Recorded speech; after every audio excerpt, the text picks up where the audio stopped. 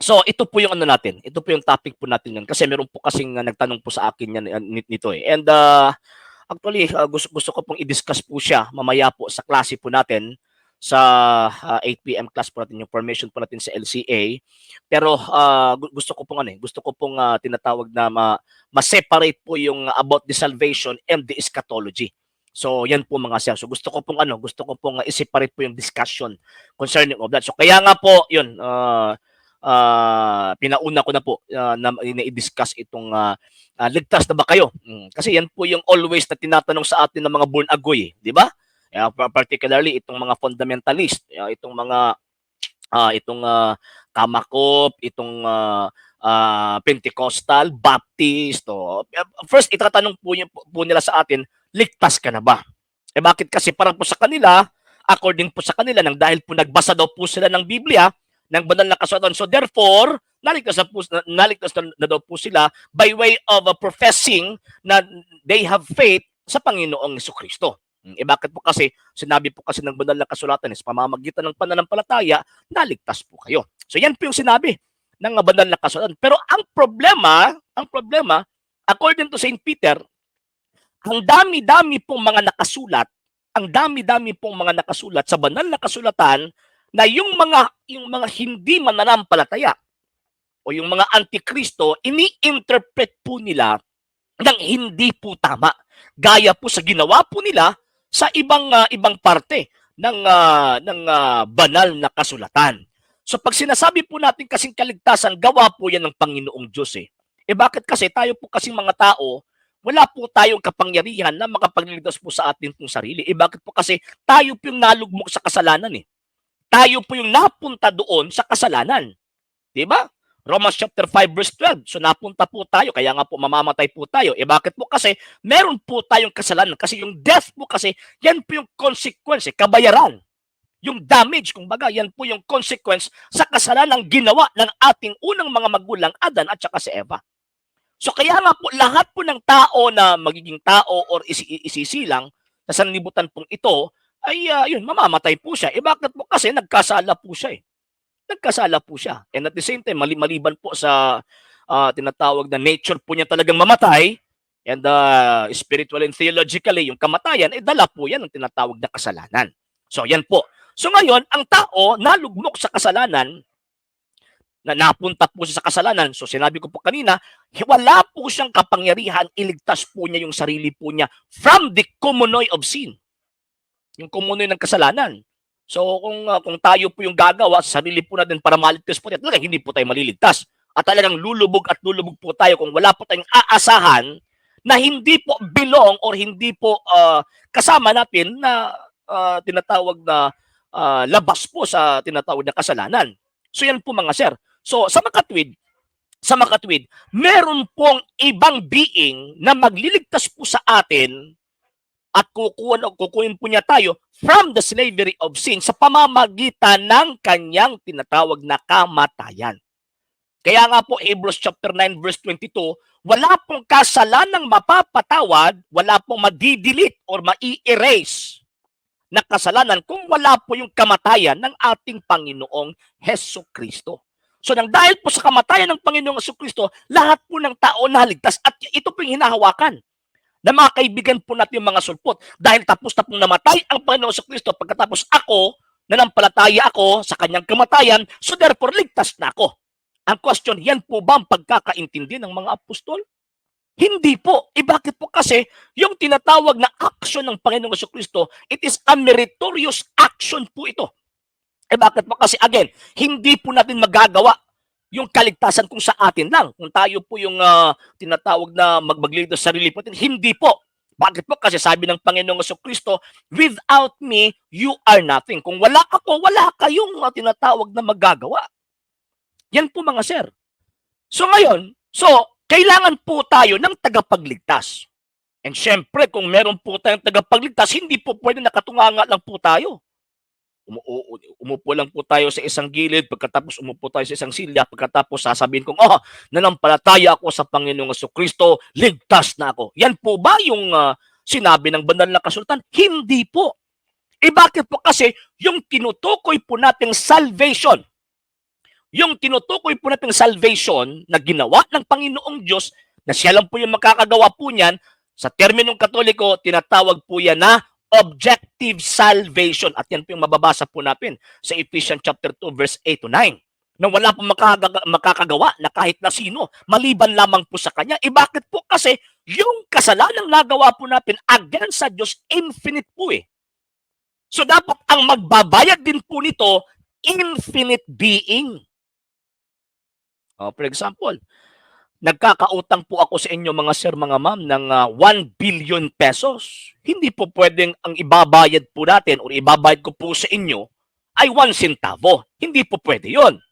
Dapat ang ibabayad ko po sa inyo 1 billion. Bakit? Kasi ang 1 centavo, hindi po siya equivalent, hindi po siya equal doon sa tinatawag na 1 billion. 1 billion naman. 1 billion, hindi po. Hindi po siya equivalent, kumbaga, hindi po siya equal. Same din po sa Panginoong Diyos at tao. Nagkasala ang tao sa Diyos, hindi po pwede tao lang yung ibabayad. Bakit po? Kasi ang Diyos at ang tao, hindi po siya equal. Hindi po siya kapantay. So, kaya nga, dumating dito, pumunta rito, ang Panginoong Diyos, di ba? St. John chapter 1, verse 1 and 14. In the beginning was the Word, and the Word was with God, and the Word was God.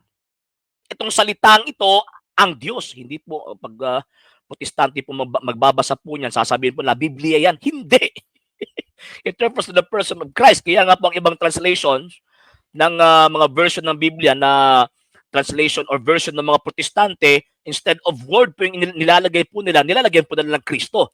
In the beginning, there was Christ, and Christ is with God, and Christ is God.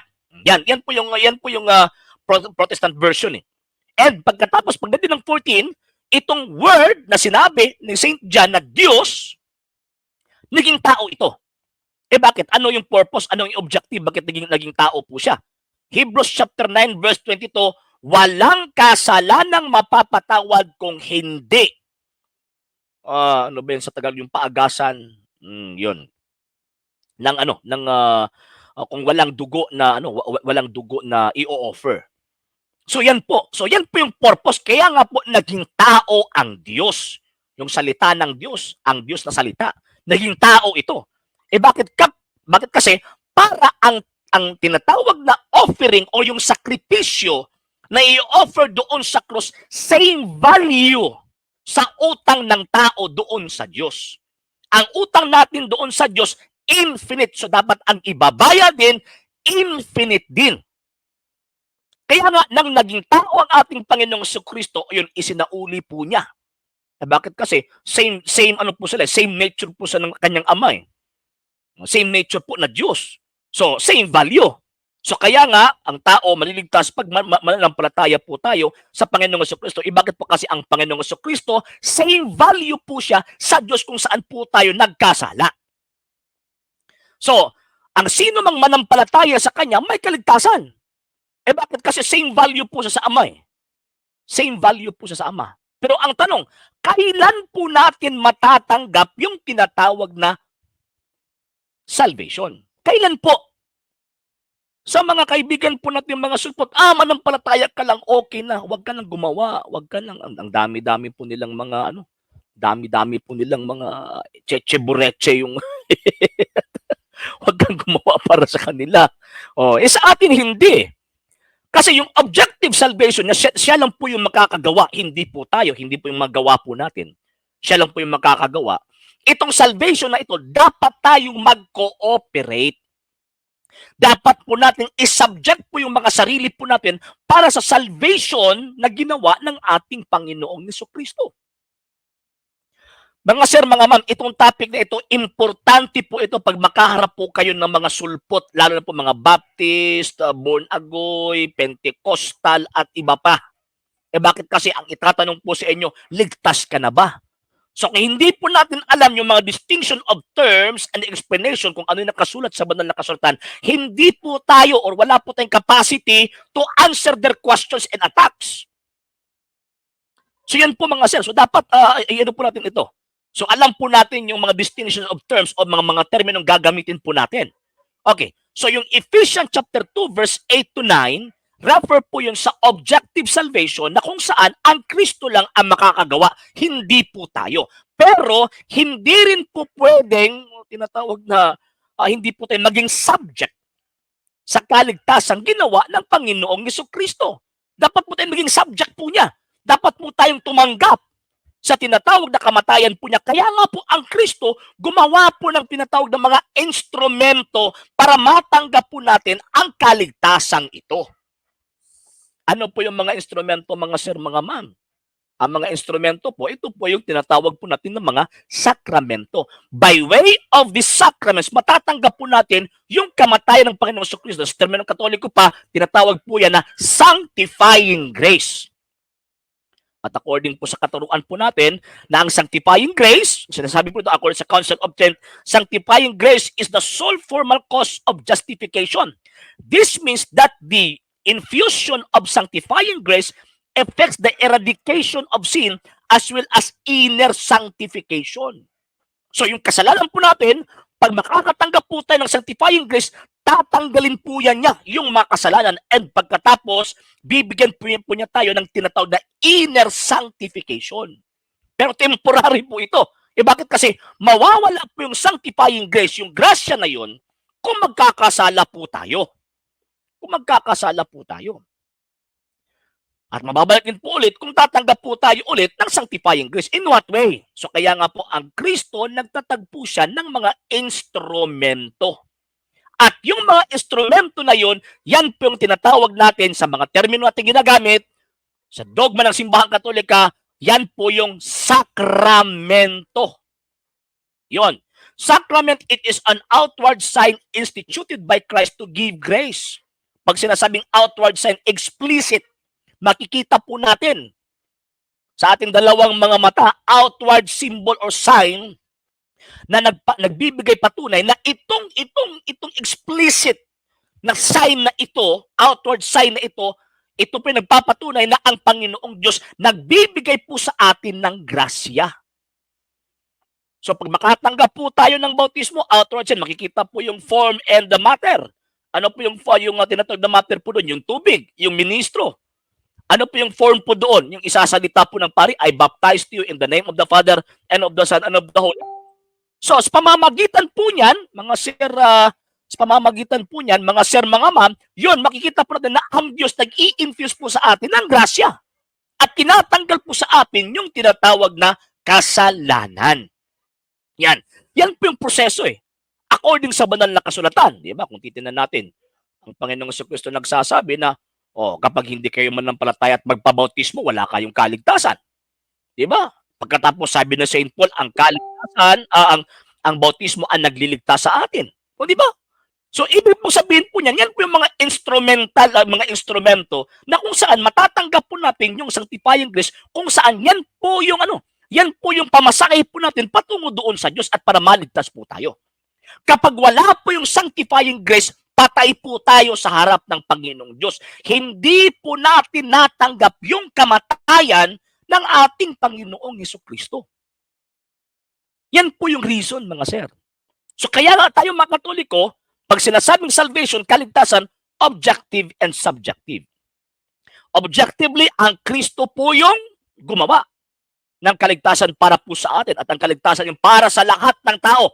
Pero hindi po lahat ang maligtas. Bakit po? Kasi hindi po lahat ang tumanggap sa kamatayan. In what way? So kaya nga nagtatag ang Panginoon sa Kristo ng instrumento para kung saan matingnan natin, matanggap po natin yung grasyang kanyang ibinigay doon sa krus.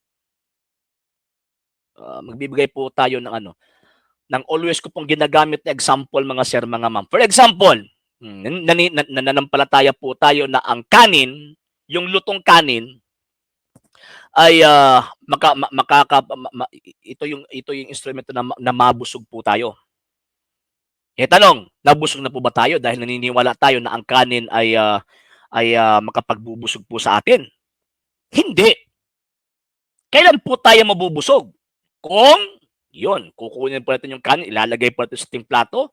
Pagkatapos kukuha po tayo ng ulam kung baga, then merong kutsara, then isusubo po natin sa bibig, sa bibig po natin, then ngunguyain natin, then after on that, yun, ipapasok po natin sa ating tiyan, then after on that, dyan pa tayo mabubusog. Bakit ko po dinetali? Kasi yan po yung proseso na mabusog ka. Same po sa kaligtasan. Sa kaligtasan, nandyan na po yung binargain na po ng Panginoong Jesucristo. Yung tinatawag na grasya, yung salvation. Hinintay na lang po niya, hihintayin po niya kung kailan po tayo kukuha ng kaligtasan na yun. And syempre, meron pong action kasi cooperation po yan eh.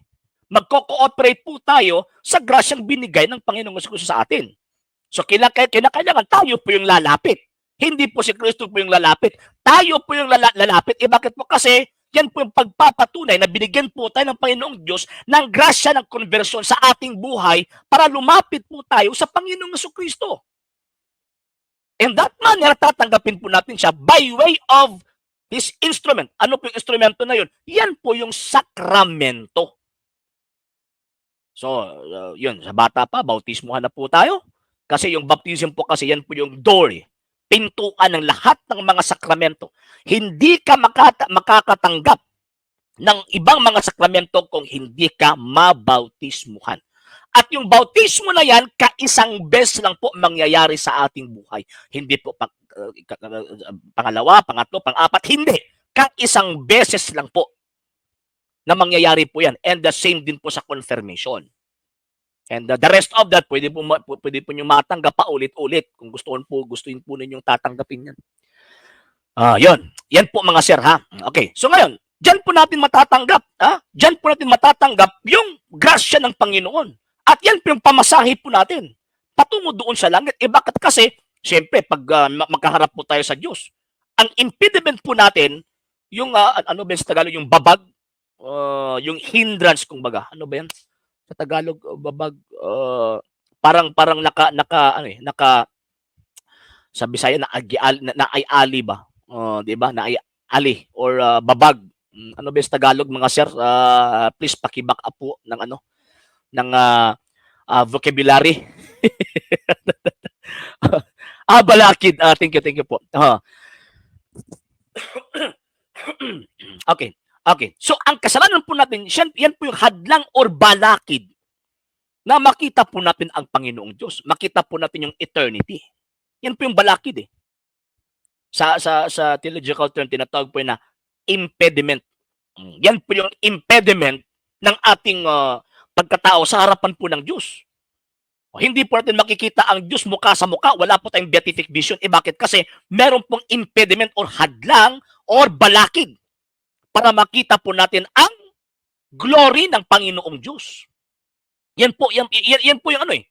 So ngayon, ang sanctifying grace na matatanggap po natin by way of sacraments na kung saan yan po yung dugo ng Panginoong Jesucristo, yan po yung magtatanggal sa mga balakid, harang, hadlang, yan po yung magtatanggal. Para pagharap po natin sa Panginoong Diyos, makita po natin siya mukha sa mukha. Yan po yung sanctifying grace. At yan yung pamasahe po natin. So kaya nga pag ang tao mamamatay na walang sanctifying grace, ang mangyayari po dyan mga sir, mga maiimpyerno po tayo. Bakit? Kasi patay po tayo sa harapan ng Panginoong Diyos. So yun. Yan po. So kailangan mag-cooperate po tayo. So sa cooperation po natin, tatanggap po tayo ng sakramento. And at the same time, dapat mag-persevere po tayo sa grasya na yan na natanggap po natin. I-persevere po natin. Kasi pag hindi po natin i-persevere po yan, mangyari, matatanggal din po sa ating kaluluwa yan, mamamatay din po tayo again. So yun po yung kaligtasan na turo ng banal na kasulatan at turo ng Iglesia Katolika Apostolika Romana. Yung kaligtasan tinuturo ng mga Protestante, sinasabi nila, tanggapin mo lang si Kristo, yung Panginoon mo, personal na Panginoon mo, tagapagligtas, ligtas ka na. Yan po yung turo ng demonyo. Bakit po? Kasi para sa kanila, simple yung kaligtasan. Uupo lang ako pagkatapos maniwala lang ako sa Panginoong Jesucristo na Panginoon at tagapagligtas ko. Ligtas na ako. Hindi. Bakit po? Kasi kailangan tayo mag-cooperate sa kaligtasan na yun. Kailangan po tayo mag-cooperate. Kailangan po natin tanggapin ang Panginoon. by way of the sacraments. Yan po. And itinuturo pa ng Biblia eh. O, for example, the baptism. O, di ba? Sabi ni San Pedro, yan yan nakapaligtas sa inyo. At nagiging kaisa tayo sa ating Panginoong Jesucristo. O, pangalawa, yung confirmation, pinababaan ang mga apostol ng banal na Espiritu. O pangatlo, yung Santa Eucharistia. Sinabi ng Panginoong Jesucristo, ang kakain sa aking laman, may buhay na walang hanggan. Yun. Yung confession, sabi ng Panginoong Jesucristo, ang sino mang pinapatawad ninyo, napatawad ito. Ang sino mang hindi pinapatawad, hindi rin ito pinapatawad. At iba pa mga sakramento. So, ibig sabihin, mga sir, mga ma'am, itong turo ng Iglesia Katolika concerning the graces of the sacraments na ibibigay po sa ating kaluluwa, hindi po yung imbento ng Iglesia Katolika, kung hindi mismo ang Kristo yung nagturo po niyan. So yan po mga sir.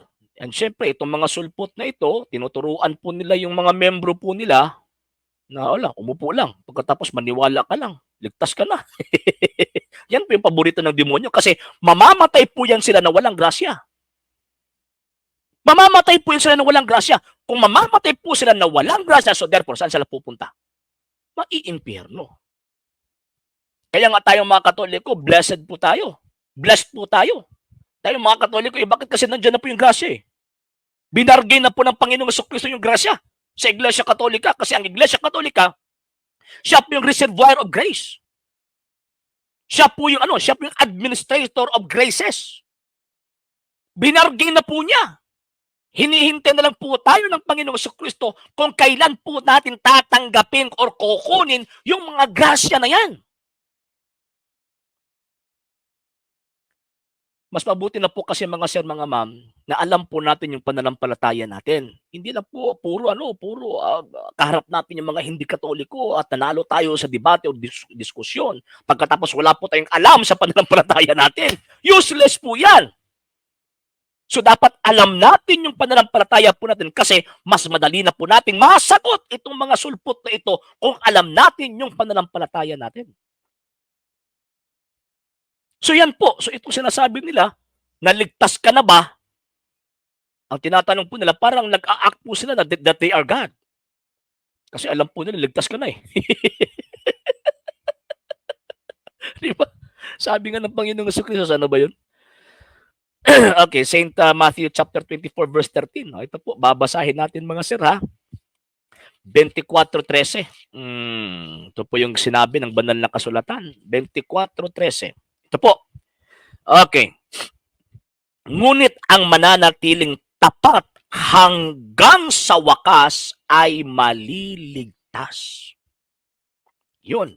So, ibig sabihin, meron po tayong bagay na dapat i-persevere po natin ito. Ano po yun?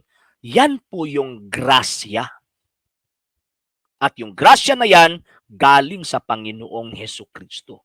At tinatawag po natin yan na grasyang makasanto sa Bisaya or actually Spanish. Then pagkatapos sa English, sanctifying grace. Yan po. So, hindi po tayo na umupo lang pagkatapos nakatunganga lang. Wala po tayong kaibahan doon sa mga tao na na gumagawa ng masama ngayon, pagkatapos bukas magsisisi and sasabihin na naman nga ligtas na ako kasi naniwala na ako, nanampalataya na ako sa Panginoong Jesucristo. Ligtas na ako. Siya po yung nagde-declare eh. So, ibig sabihin, ginagawa po niya na siya po yung Diyos. Kasi meron na siyang judgment, naligtas na siya eh. So, kaya nga, itong mga kaibigan po nating mga sulpot, ang tawag po natin sa kanila, hindi po yan ligtas. Sa Bisaya pa, hindi po na luwas, kundi giluasan.